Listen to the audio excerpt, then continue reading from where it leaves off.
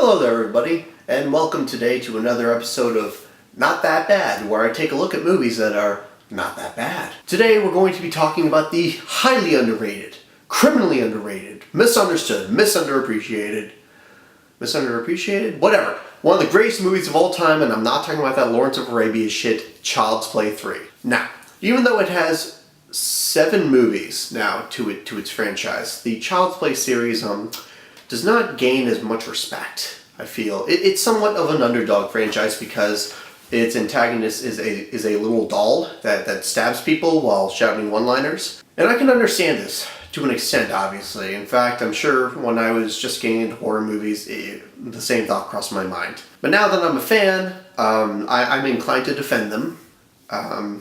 This does lead to people making fun of me. Sometimes my parents, we won't get into it, but yes, the one I really wanted to defend was Child's Play 3 because generally the consensus is that the first 2 movies are quite good, especially the second one, and I agree, the second one's my favorite, and that Child's Play 3, being a stale imitator, sort of led to the downfall of this franchise in terms of it being a credible slasher franchise. Now, there's a lot of ways to approach this. I could tell you all they were wrong, and that's what I really want to do because that's the truth. But fair enough. Child's Play 3 is not the most innovative. It's not the most revolutionary horror sequel out there. However, I think there are so many things to defend about this movie, and even though it's not my favorite of the series, I will still put my neck out for it because I have just that much fun watching it. Now, we're in a different situation than Halloween 5, which is a movie that I enjoyed despite its obvious flaws, despite the problems that people have with it.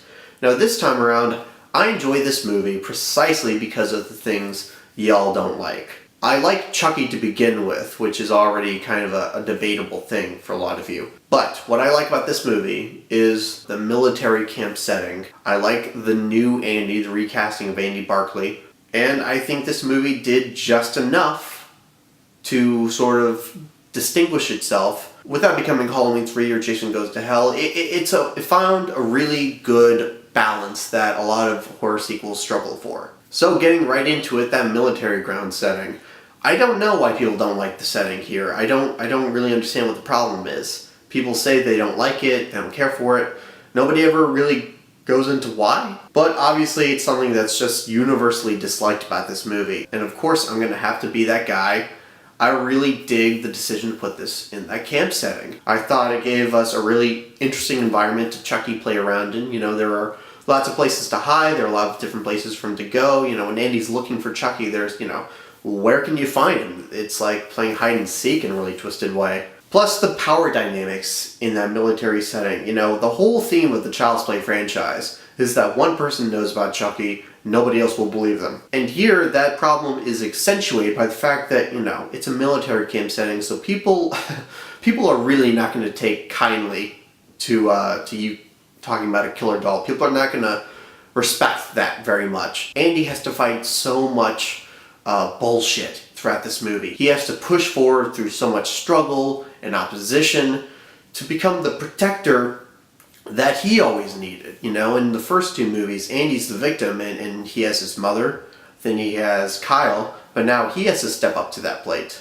There's one scene in particular where Andy knows that Chucky's after Tyler, the little boy, and he's in the cafeteria and he decides to go talk to Tyler, and somebody trips him, and everybody in the cafeteria laughs. He is humiliated. He is at his lowest point, but what does he do?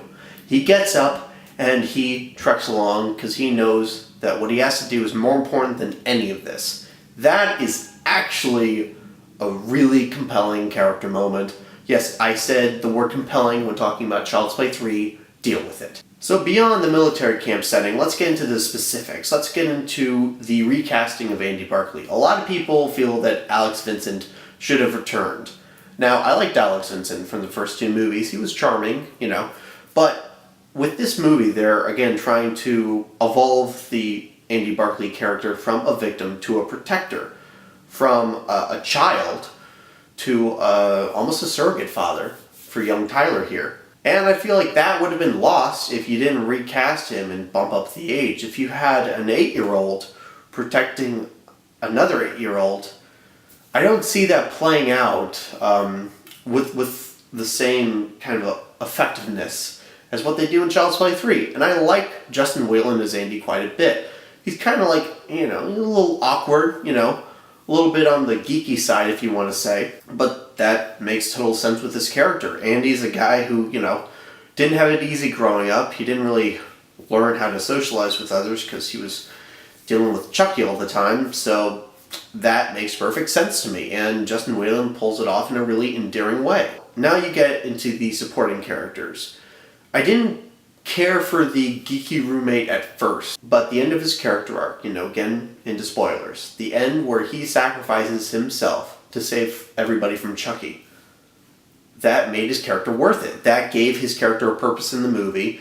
It was a genuinely sad moment, and I don't know, there are moments like that in Child's Play 3 where it does transcend kind of like the schlock level you expect it to be at, and it has genuine human moments.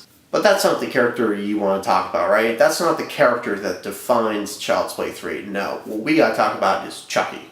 Now, this goes through all the movies. Child's Play 3 is no exception. While Chucky is not the most intimidating villain, while he's not the most menacing or opposing, he is a delightfully sinister and wicked force of personality on screen. I don't think any villain put a smile on my face so immediately compared to Chucky over there. Don't fuck with the Chuck! I mean, Chucky is on top of his game here comedically. He has some of his best one-liners, and he puts Freddy Krueger to shame, okay? Freddy Krueger is a hack, alright? He's okay at killing people in their dreams. When it comes to comedy, the dude's a hack. I'll get you, my pretty, and your little soul, too! Chucky, meanwhile, he's taken his situation, he's taken all the time he spent in that little doll body, and he has decided to hone his craft as a comedian. Aw, you gotta be fucking kidding me! And man, there is nothing more delightful to watch than a killer doll say a really cheesy one-liner, especially when it's being delivered by Brad Dourif. Now, if anybody else said these lines, they might have just fallen on their face, but Brad Dourif, man, brought such an energy to this movie. He brought such a gleefully demented, manic energy to this movie. And Chucky is still effective to me as a horror villain, because even though he can't come out and, you know, snap you in half, Jason Voorhees style, he's more of a cunning villain, you know? He infiltrates places, he lowers people's guards, he strikes when they're least expecting. They utilize that very well here. There are several kills where Chucky really knows how to get the upper hand, and that does make him more lethal than what he could have been. Plus, there is one particular thing Chucky does in this movie where he takes these, paintball guns, and he replaces the paintballs with live rounds, and that is one of the few things Chucky's done that actually does make your stomach churn with how evil that is. And the smile on his face when he does it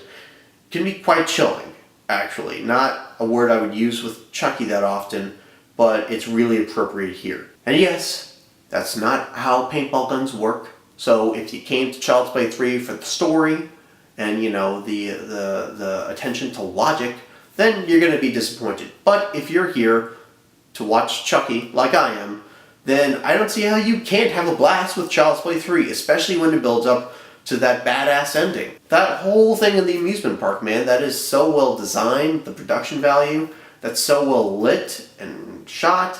It is just the kind of stuff that you're looking for in a movie like this. It's not exactly as good as the ending of Child's Play 2, but that's a high bar, if you ask me. And they did a respectable and admirable job, you know, attaining to that. And this is probably, I will say, my second favorite climax of the series. In the end, guys, Child's Play 3 has no pretensions about itself. It's a Chucky movie, and it has so much fun being a Chucky movie. Just expect a schlocky killer doll movie that does have moments of genuine tension, genuine emotion, genuine suspense. And then come back and tell me that Child's Play 3 is really like one of the worst of the series. I think that title has definitely been taken away from Child's Play 3. So guys, those are my thoughts on Child's Play 3 and why you all should love it. But seriously guys, I hope you enjoyed watching this video. You know, I really had fun defending a movie that nobody gives a shit about.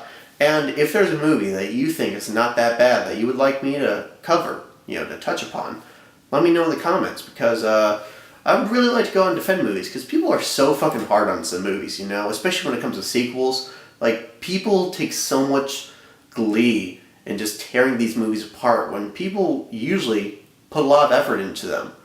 And they're never, almost never, as bad as people say they are. So I think it's time that these movies get their defense. Every movie deserves a day in court, and I would really like to be one of the people that can defend these movies. So thanks again, guys, for watching. If you're looking for a good time, go watch Child's Play 3. Stay tuned for more videos in the future, and I'll see you guys around.